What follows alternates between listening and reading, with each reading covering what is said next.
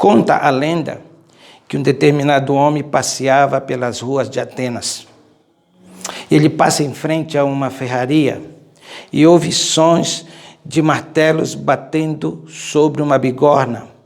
E cada vez que ele se aproximava, aqueles sons iam aumentando, e ele percebeu que cada vez que o ferreiro batia na bigorna, saía um som. E ele viu que esse som era agradável aos ouvidos. Ele percebeu também que quando vários ferreiros batiam juntos na bigorna, o som era harmonioso e também bons aos ouvidos. Ele foi para casa. Chegando em casa, ele montou uma peça, colocou um cavalete de um lado e um cavalete do outro e uma corda que pendia em ambos os lados. Esse instrumento foi chamado de monocórdio, ou seja, um violão de uma corda só. Ele percebeu que quando ele tocava na corda estendida, ela emitia um som. Depois ele decidiu dividir a corda no meio, em 1/3 e 3/4. Ele percebeu que cada nota emitia, que cada vez que ele tocava, aquele instrumento emitia um som. Aí surgiram então as primeiras notas musicais. O sol, o dó, o sol e o fá. Surgiram então os intervalos considerados perfeitos e justos. Este homem chamava-se Pitágoras, de Samos. Ou seja, Pitágoras, o nome dele, Samos, a cidade onde ele havia nascido. Muito bem. Vimos que a música, como tantas outras ciências, saíram da filosofia. Matemática, química, física, biologia, todas as ciências saíram da filosofia. Pitágoras, filósofo e matemático, foi aquele que deu pontapé inicial para o que conhecemos hoje, partitura, notas musicais.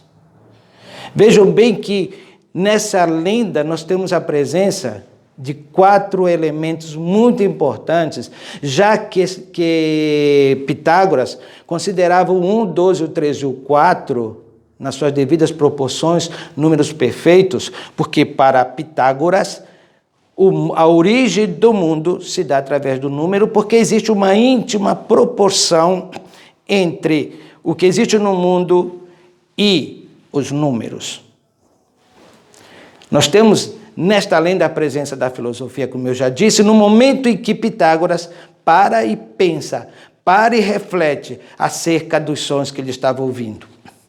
Temos a presença da psicologia no momento em que ele começa a criar as notas musicais, e isso certamente mexe com o seu emocional.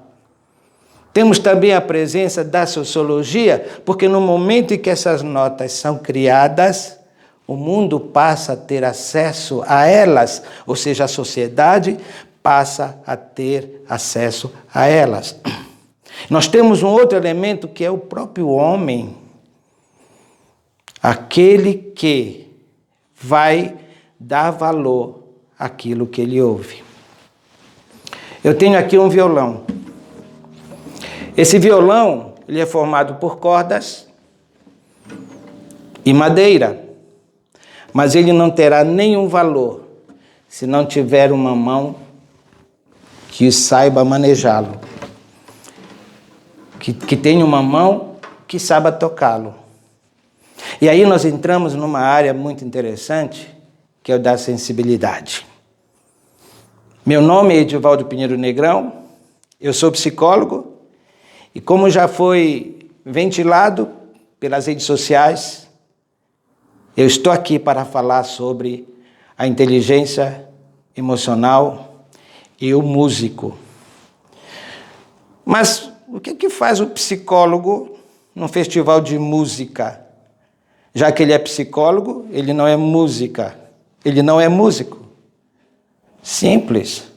Porque o psicólogo, ele trata daquilo que é mais transcendente para o músico. Ele trata de um traço que é comum entre todos os músicos, que é a sensibilidade. E como o músico é um ser sensível, é de fator preponderante que este músico saiba lidar com suas emoções. Tenha uma educação emocional. Inicialmente, eu quero dizer que eu não estou falando especificamente para músicos. Eu estou falando para seres humanos que os músicos são. E como tal, ele é produto do que eu considero educação emocional involuntária, que é exatamente todo esse processo de informações que pai, mãe, igreja, escola e sociedade resultou naquilo que eu sou, na forma como eu olho a mim mesmo, na forma como eu olho o outro, na forma como eu olho a vida, na forma como eu olho o ser superior. Então, nosso trabalho aqui, ou o meu trabalho, não é falar especificamente sobre a inteligência emocional para músicos. Eu estou falando para pessoas. Pessoas que têm problemas, pessoas que têm conflitos, pessoas que querem saber como, onde, por que tocar. Pessoas que pensam numa palavra que os acompanha, que é o sucesso. Há uma luta constante para que qualquer profissional alcance os pódios. Mas ninguém vai alcançar o pódio se não estiver devidamente preparado. Por quê? Porque preparação é igual a oportunidades. Quanto mais preparado você estiver, mais oportunidade você terá. Qualquer pessoa terá, independentemente da área de atuação desta pessoa.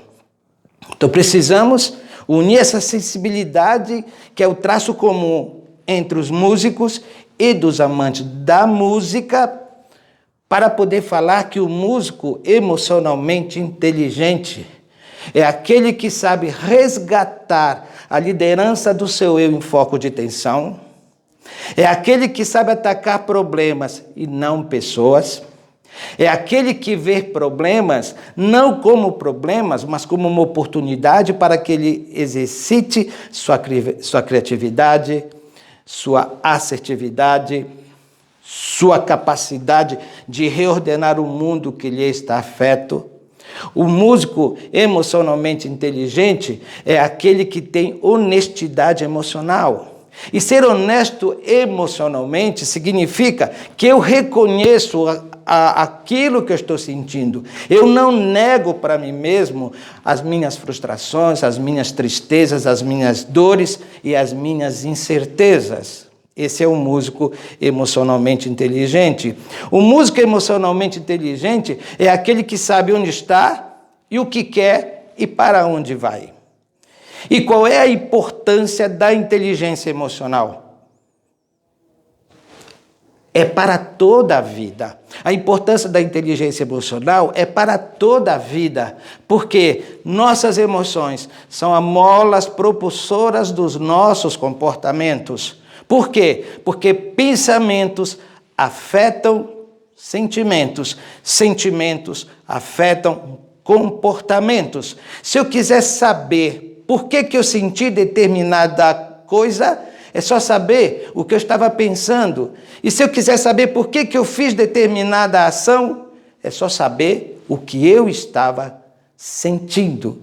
Então, a importância da inteligência está relacionado com o fato de que todas as vezes que eu estou diante de um evento ativador, seja ele qual for, ou de um problema, usando a palavra popularmente, este problema passa a ter uma representação interna, ou seja, como é que eu vejo esse problema? Mas não basta apenas essa representação interna, ocorre também o processamento interno, que é como eu sinto. E a forma como eu vejo e a forma como eu sinto vai me levar a uma ação. Então, a inteligência emocional é para toda a vida, porque os conflitos, as dificuldades sempre vão estar presentes na vida daquele que, de alguma forma, tem um caminho a seguir, ou quer seguir um determinado caminho. E a inteligência emocional, ela pode ser definida como a capacidade do indivíduo reconhecer em si e nos outros emoções que aparecem como indicadores. Todas as vezes que eu estou emocionalmente comprometido, esta emoção está indicando que eu tenho um problema a resolver e, produto de pensamentos ruminantes, estão me perturbando. É importante ressaltar que emoção é química. Ela não é nem certa, nem errada. É apenas emoção. Assim como pensamentos são apenas pensamentos, não são fatos. Emoções são apenas emoções, não são fatos. E são exatamente esses pensamentos, essas emoções que nos perturbam. A emoção, ela, como eu disse, ela é um indicador. É um indicador de que alguma coisa não está bem comigo e que eu preciso aprender a lidar com ela, reconhecendo quando ela ocorre, procurando administrá-la. Mas a inteligência emocional, que é essa capacidade de nós aprendermos a gerenciar nosso emocional através de uma honestidade emocional, ela tem alguns pilares, ou seja, a base que sustenta toda essa teoria criada por Daniel Goleman. Aliás, não foi Daniel Goleman, não. Os epicuristas, os helenistas, de um modo geral, já trabalhavam as emoções. O próprio Jesus Cristo falava em domínio próprio. Ou seja, o que os teóricos modernos da educação emocional estão fazendo é apenas uma releitura daquilo que já existia. Mas quais são os pilares da inteligência emocional? O primeiro deles é conhecer as próprias emoções, ou seja, autoconsciência. Reconhecer uma emoção, um sentimento quando ele ocorre. E quero fazer aqui uma distinção entre emoção e sentimento. Emoção ela cuida do presente, é aquilo que deve ser sentido, como raiva, alegria, tristeza, frustração, são emoções porque elas tratam do presente, elas acontecem no presente. Se eu, frustrado, não souber lidar com a minha frustração, vai virar sentimento que cuida da continuidade. Emoção é para ser sentida. Se eu não trabalho essa minha emoção, ela vira um sentimento. Ou seja, a duração do resultado gerado pela má interpretação dessa minha emoção, ela tem um tempo maior. Então, emoção cuida do presente, sentimento da continuidade. Como, por exemplo, a mágoa é um sentimento, o ressentimento é um sentimento, ficar ruminando pensamentos tóxicos são sentimentos.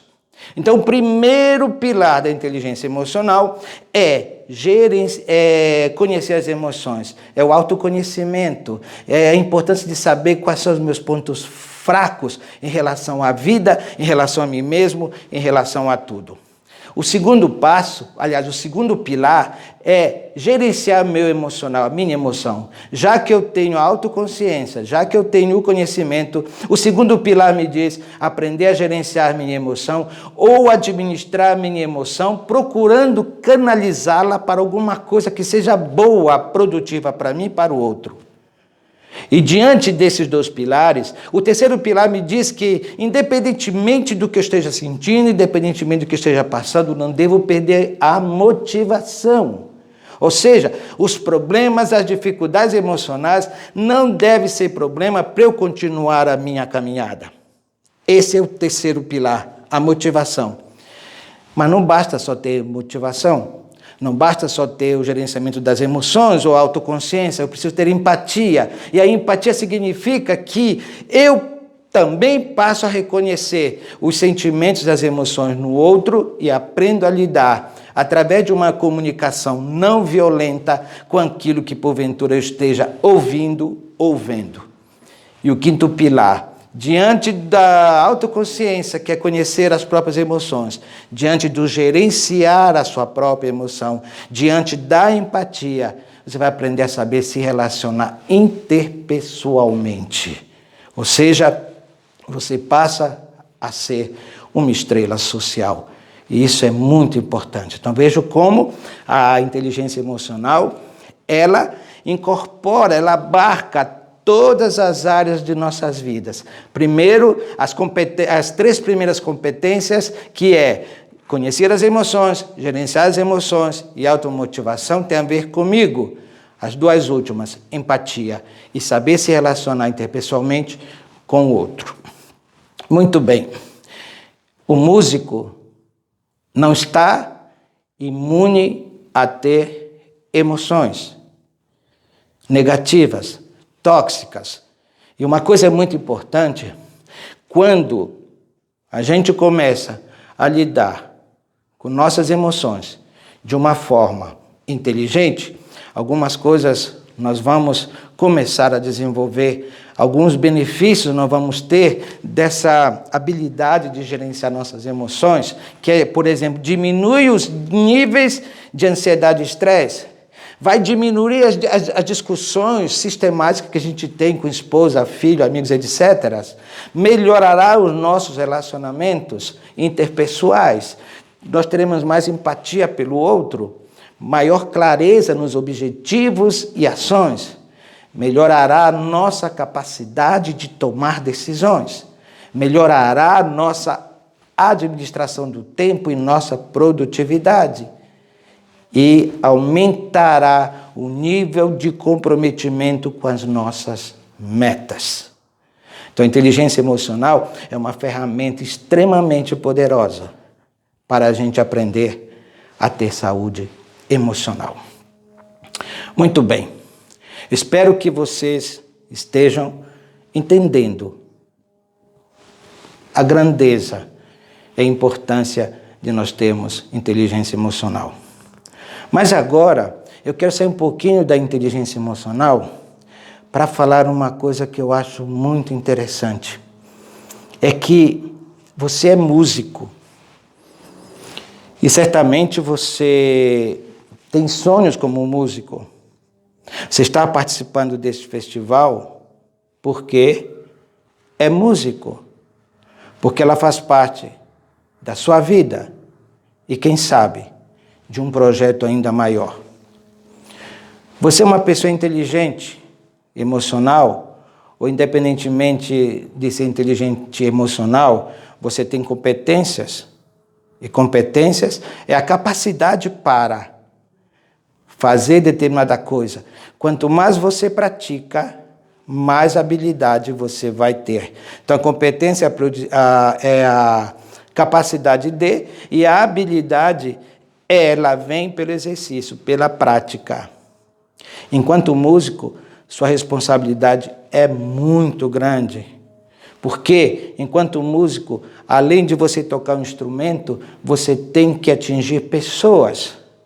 Você tem que criar uma frequência poderosa de tal forma que quando você tocar, as pessoas não vejam o músico em si, mas vejam a melodia sendo tocada numa mão hábil.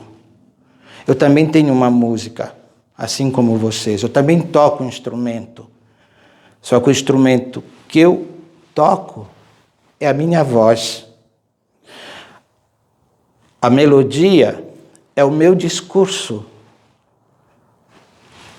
O meu público são as pessoas, suas mentes, seus corações.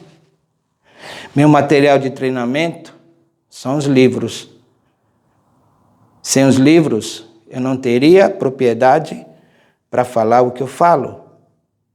Embora, quando se trata de ideias, nós pensamos sobre o pensamento do outro, o livro é o meu recurso para me tornar hábil na arte de falar em público. Então, a minha música, ela tem esse objetivo de atingir mentes e corações. E você, quando toca, tem que atingir mentes e corações também. Não é apenas o músico que está ali, é o músico com seu coração entregue nessa arte divina, que é a de tocar. Agora tem uma coisa interessante. Todo músico precisa de referências para saber manejar a arte de tocar música. Mas essas referências, a meu ver, é para que o músico conheça estratégias, formas de tocar. Mas ele próprio tem que criar sua própria forma de tocar. Ele próprio tem que levar para o palco a sua digital, a sua verdade, a sua forma de tocar. Neste festival, você pode prestar atenção que todos os músicos têm uma digital. Todos os músicos têm a sua verdade. Você precisa ter a sua verdade. Você precisa arriscar a ser diferente, porque alguém certa vez falou que sucesso é fazer o que nunca ninguém fez. Só guisa de exemplo em relação a essa digital, eu tenho um amigo que ele canta e que ele toca. Ele também fala em público. Eu conheci possuidor dessa voz grave, de uma voz fantástica. Um dia desse eu recebi um vídeo dele, do seu canal no YouTube. E para minha surpresa, o rosto que eu vi estava caracterado. A voz que eu vi não era dele. Eu vi uma caricatura. Ele estava usando uma voz que não era dele. Estava usando gestos que não era dele. Era de um repórter famoso, sobejamente conhecido aqui em nosso país. Ele perdeu sua digital. Ele virou uma fraude. Tenha sua própria digital. Tenha sua própria marca. Vá com você para o palco. Não seja uma cópia, não seja uma fraude. Repito, tenha a sua própria digital. E uma coisa muito importante, independentemente da plateia ou do público, mostre o seu trabalho. Mostre a que você veio fazer. Não tenha receio de mostrar-se tal como você é. Porque no pódio do mundo, muita gente vai estar torcendo por sua vitória. Como eu disse para vocês, eu também toco uma música diferente usando as palavras. Mas para chegar até vocês hoje, por exemplo, houve toda uma semeadura. Houve todo um plantio. E eu, independentemente do público, do auditório, do lugar e da hora, eu sempre estava mostrando a minha música. Sabe por quê? Porque eu era feliz tocando esta música com a voz, que é o discurso. E aqui a gente aprende uma coisa muito importante. A felicidade, ela antecede o sucesso. Para você ser uma pessoa de sucesso, você precisa primeiro estar feliz, estar bem, emocionalmente, principalmente. Você precisa estar bem consigo. Você tem que estar bem com aquilo que você faz, com o que você gosta. Você também precisa arriscar. Portanto, independentemente do público, independentemente da hora, independentemente do lugar, independentemente do momento, toque, porque de repente você estará nos pódios do mundo e o mundo estará aplaudindo você, porque tem uma digital, porque tem uma verdade e porque você é emocionalmente inteligente. Meu abraço para cada um de vocês e sucesso. Até, quem sabe, uma outra vez.